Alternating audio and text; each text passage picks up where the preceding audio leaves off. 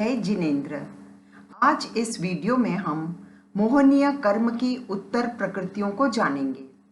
सबसे पहले जानें कि मोहनीय कर्म के दो भेद हैं, दर्शन मोहनीय और चारित्र मोहनीय। इन दो भेदों के अनेक भेद प्रभेद भी हैं। इसका अर्थ हुआ मोहनीय कर्म दो प्रकार का है, श्रद्धा रूप और प्रवृत्ति रूप। श्रद्धा आत्मा के अंदर रहने वाली किसी धारणा विशेष का नाम है, जिसके कारण हमारी प्रवृत्तियों में अंतर पड़ता है। प्रवृत्तियां तो बाहर दिखलाई दे जाती हैं, परंतु उनकी मूलभूत श्रद्धा अदृष्ट रहती है, जिसका अनुमान हमारी प्रवृत्तियों को देखकर ही किया जा सकता है। श्रद्धा को दर्शन और प्रवृत्ति को चारित्र कहते हैं। इसलिए इनकी निमित्त भूत अर्थात कारण स्वरूप मोहनीय कर्म की प्रकृतियों के दो रूप बनते हैं, दर्शन मोहनीय और चारित्र मोहनीय। दर्शन मोहनीय को हम दर्शन, रुचि, प्रत्यय, श्रद्धा आदि भी कह सकते हैं। जीव द्वारा आगम या पदार्थों में रुचि या श्रद्धा को दर्शन कहते हैं, और इस दर्शन को जो मोहित करता है, विमूढ़ करता है, विपरीत बना देता है, उसे दर्शन मोहनीय कर्म कहते हैं। इस दर्शन मोहनीय कर्म की तीन प्रकृतियां हैं, मिथ्यात्व दर्शन मोहनीय, मिश्र दर्शन मोहनीय और सम्यक्त्व दर्शन मोहनीय।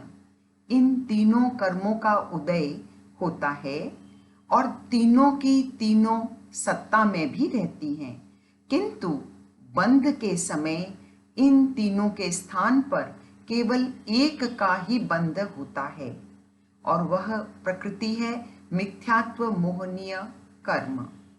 सम्यक्त्व मोहनीय और मिश्र मोहनीय का कभी बंध नहीं होता है। अब इस कथन को उदाहरण से समझें। हमारे किचन में गेहूं, आटा, सूजी, दलिया, मैदा आदि ये सब कुछ हैं, किंतु यदि हम देखें कि खेती किसकी होती है, तो खेती केवल गेहूं की होती है, सूजी, दलिया, आटा की नहीं। ठीक इसी प्रकार जीव बंध केवल मिथ्यात्व मोहनीय कर्म का ही करता है। तदुपरांत ज्यों ज्यों भावों में शुद्धि आती है, त्यों त्यों वो मिथ्यात्व के दलिकों को, उस पुंज को शुद्ध कर करके सम्यक्त्व प्राप्त करता है। यदि दलिक कुछ शुद्ध और कुछ अशुद्ध हैं, तो मिश्र मोह की स्थिति बनती है, और बिल्कुल शुद्ध न हुए हों तो मिथ्यात्व ही बना रह जाता है। यह सारी प्रयत्न सापेक्ष भावों पर आधारित क्रिया है। इससे यह स्पष्ट है कि हमारे सम्यक्त्व मोहनीय और मिश्र मोहनीय के दलिक एक्चुअली मिथ्यात्व मोह के ही पुंज हैं, जिन्हें भवी जीव प्रयत्न पूर्वक शुद्ध करते हैं। इसका अर्थ हुआ मिथ्यात्व मोहनीय के दलिकों को शुद्ध करने के पश्चात जब वे उदय में आते हैं तो सम्यक्त्व दर्शन मोहनीय कहलाते हैं। इन शुद्ध दलिकों के उदय में रहने से ज्ञान में किसी प्रकार की बाधा नहीं आती है, और हमारे शुद्ध श्रद्धा अभिव्यक्त होती है। एक मिथ्या दृष्टि जीव सदैव अज्ञानी होता है, इसलिए उसका सदैव मिथ्या दृष्टि गुणस्थान ही होता है। एक मिथ्यात्वी के सर्वज्ञ द्वारा कथित तत्वों में श्रद्धा नहीं होती है। वह सांसारिक सुख सामग्री के लिए धार्मिक क्रिया करता है।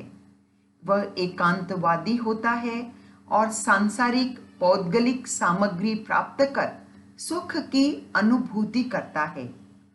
आत्मा और शरीर के भेद को नहीं मानता है। वह इस नश्वर शरीर को ही सब कुछ मान बैठता है। जो शरीर न कभी हमारा था और न कभी होगा। इसका सारांश है कि आत्मा पुनर्जन्म, निर्वाण आदि में वह विश्वास नहीं करता है। एक मिथ्यात्वी के एक बार सत्य मन और सत्य वचन हो भी सकते हैं, लेकिन सत्य धर्म कभी नहीं होता है।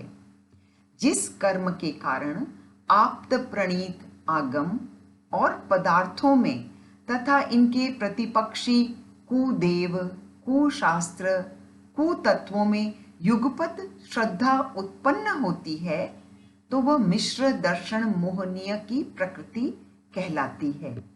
यह जीव प्रणीत तत्वों में सम्यक रूप श्रद्धा नहीं करता और न ही निंदा करता है। वस्तुतः वह सत्य असत्य का निर्णय ही नहीं कर पाता है। संशय और दोलायमान स्थिति होने से वह जीव तीसरे मिश्र दृष्टि गुणस्थान वाला कहलाता है। यह तीसरा गुणस्थान मैक्सिमम अंतर मुहूर्त मात्र का होता है। इसके पश्चात वह जीव सम्यक्त्व दर्शन मोहनीय कर्म भी प्राप्त कर सकता है। आइए अब हम इस सम्यक दर्शन मोहनीय को समझें। शुभ परिणामों के द्वारा जीव मिथ्यात्व के दलिकों को शुद्ध कर लेता है और उन शुभ और शुद्ध दलिकों के उदय में आने से उस जीव के ज्ञान में किसी प्रकार की बाधा नहीं आती है। सम्यक दर्शन मोहनीय एक मोहनीय कर्म की ही प्रकृति है और ये हम पहले ही जान चुके हैं कि मोहनीय एक घाती कर्म है। अंत में तो हमें इसको भी छोड़ना ही होगा। आपको आश्चर्य होगा कि यह क्या कह रहे हैं कि सम्यक तो मोहनीय को भी छोड़ना होगा। हाँ, यह सही है, क्योंकि सम्यक्त्व दर्शन मोहनीय हमें हमारे लक्ष्य मोक्ष तक पहुंचने देने में बाधक तत्व है। यह सम्यक्त्व सुख अव्याबाध सुख नहीं है, अर्थात इस सुख में बाधाएं और रुकावट हैं। अव्याबाध सुख तो चारित्र मोहनीय के क्षय और वीतरागता से ही संभव होता है। हमारा लक्ष्य मोह कर्म को समूल नष्ट कर ज्ञानावरणीय, दर्शनावरणीय और अंतराय को भी क्षय कर कैवल्य की को प्राप्त कर मुक्त होना है। इसके मध्य सम्यक्त्व का उदय या सम्यक्त्व में रमण करना तो बहुत कुछ वैसा ही है जैसा किसी पथिक के द्वारा पथ में आए हुए सुंदर सुखकारी रमणीय उद्यान में रमण करना है। माना कि एक पथिक को यह साताकारी है, किंतु उस उद्यान में रमण करने से, पेड़ों की शीतल छाया मात्र में बैठने से ही पथिक को अपना लक्ष्य प्राप्त नहीं होगा, वह अपने गंतव्य स्थल तक नहीं पहुंच सकता है।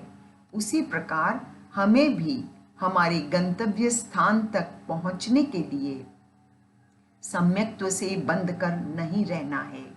इससे आगे इस कर्म को क्षय कर वीतरागता को उपलब्ध कर अव्याबाध सुख को प्राप्त करना है। जय जिनेंद्र।